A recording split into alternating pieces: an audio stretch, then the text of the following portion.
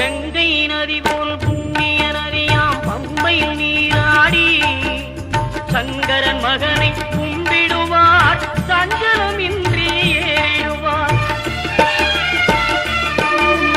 நீலிமலை ஏற்றம் சிவபாலனும் ஏற்றிடுவார். காலமெல்லாம் நமக்கே அருள்காவலராயிருப்பார். தேகபலம் தா பாதபலம் தா தேகபலம் தா பாதபலம் தா தேகபலம் தா என்றார்.